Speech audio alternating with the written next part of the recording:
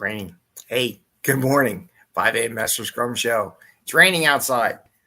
Dogs got up, got wet, came back, and now they're laying all over the couch, all wet. What do you want in this world? Anyway, 5 a.m. Master Scrum Show. And today, I want to talk about 4 things that make people successful, make teams successful. I was watching a video, reading some stuff on success. And one of the things they talk about is that successful people work on things that other people's don't, or what they don't like to do. They do what others don't like to do. And we're going to talk about those 4 items today as they apply to Scrum that I see in teams that if they did them on a regular habit and made it a habit, they'd be the most successful Scrum teams you have in any organization. It's not very complicated. Everybody tries to make it complicated. It really is not.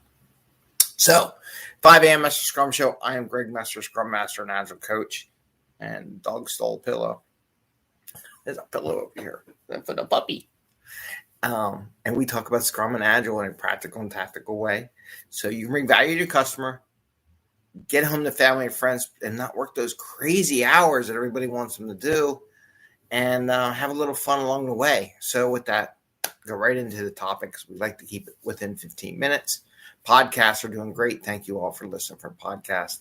We're almost in sync because I keep missing days. I missed yesterday on the show. It was a long night and just a rough night. Anyway, I think I ended up sleeping in the house with the dogs. I don't know. I'm out with the dogs. Anyway, so topic.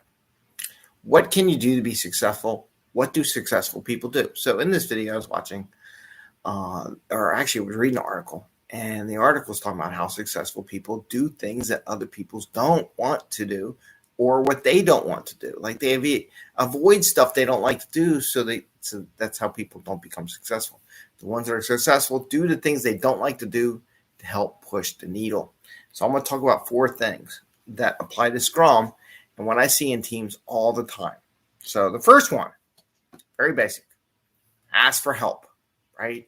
That's number 1, ask for help. That's the one thing a lot of people don't like to do. They don't like to ask for help. Scrum is designed for you to have help. That's what it's really about. It's not individuals doing work all by themselves and stuff. People misunderstand that. That's not what it's about. That's not Scrum. You might say that's about Kanban. Maybe. What they are supposed to do is work together to solve the problem. It's a complex problem. One person should not solve a complex problem. You should work as a group. So for asking for help, which will very much improve the output and the product and the value to the customer, is what Scrum's about. And that's one of the first thing that if you do as a team, as individuals, will really bump up the performance of your team. And that's asking for help. So that's one thing, and you all got to admit it. No one likes to ask for help. When you get over that hump and that hesitation to ask for help, you'll go a long way. You'll be really good. Best people that are successful always ask for help, and they don't try to do everything themselves. People don't hire an accountant. Like, if you're not an accountant, do you hire an accountant? Okay, let's say you're a business person. Do you start coding yourself? You may dabble in it, but when you can't do the coding that you all do as technicians, as developers and stuff like that, and testers, you hire someone. You ask for help, right? Number 2, plan the work. And you're like, well, we don't plan in Agile, Greg. We don't plan in Scrum. Oh, yes, you do. However, plans change, and that is something you understand.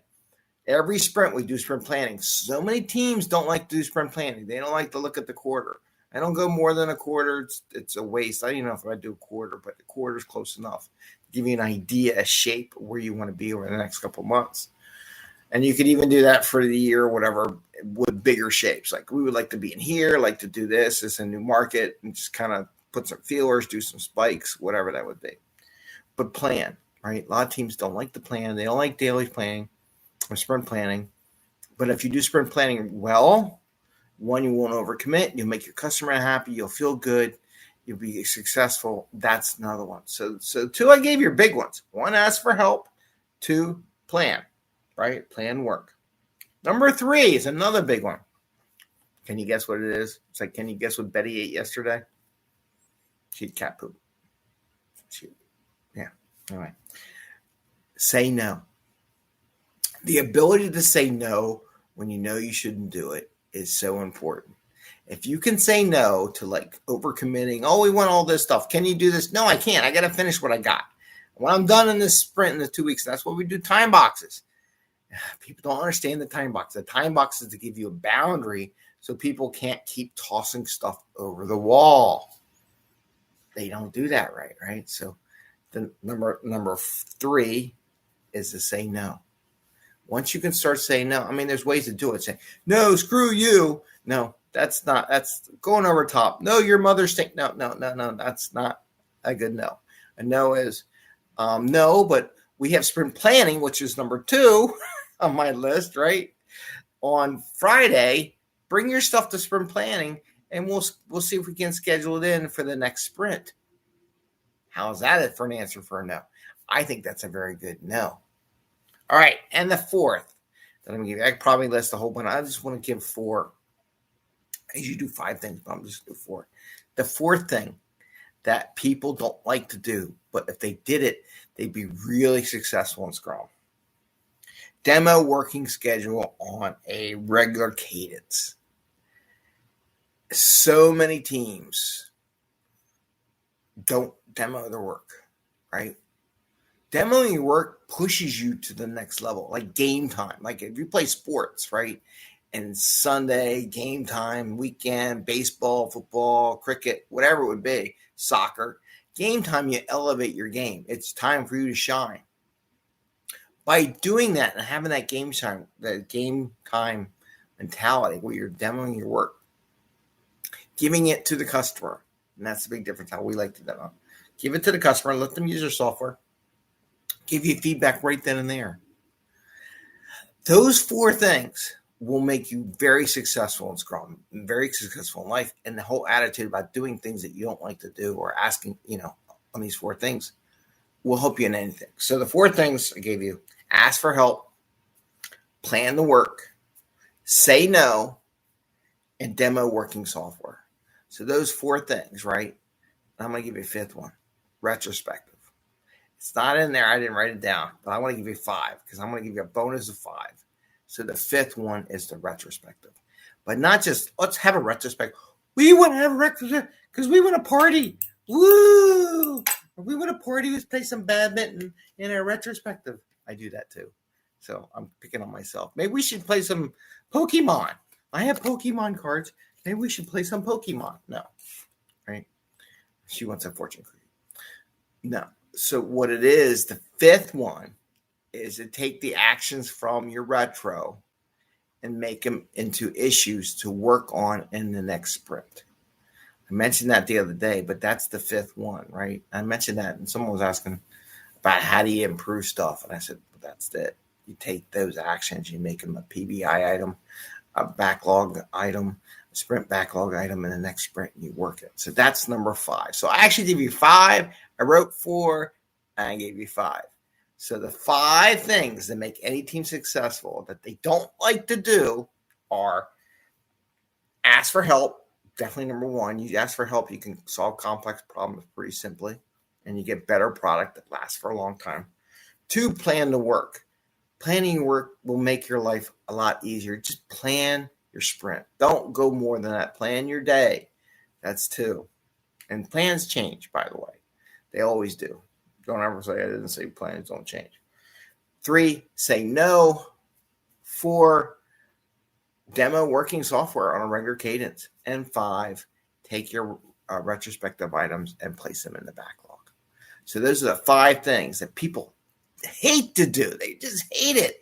Every time again they hate it, they're like, why do we have to do retro? Why do we have to do sprint planning? Why, Greg, you're so rough. You're mean to us. No. But you do those 5 things and you do it, you'll be really successful. And any Scrum team can be. So with that, I'm going to have to say thank you very much. Have a happy scrumming day. Scrummy day. No, scrumming. Happy scrumming. Give us a thumbs up if you like the show. I hope everyone down in Louisiana and the hurricanes and Afghanistan and all that, they're doing okay. I'm always thankful for even my little lost puppies that we rescued from the pound and the cat, who finally got out of my chair and ring the little bell once, twice, so they get notification. They stole my Liberty Bell. My kids stole my Liberty Bell. They gave me this little bell. This is what I got in replace for the Liberty Bell. This little bell with a clothespin or paper pin on it, right? So to get paper clip. So they gave me. Anyway, so ring the bell twice so you get notification when we go live. And thank you. Thank you very much. And don't forget podcast. And you all take care. Have a great day. Stay dry. And see you tomorrow. Bye. See you.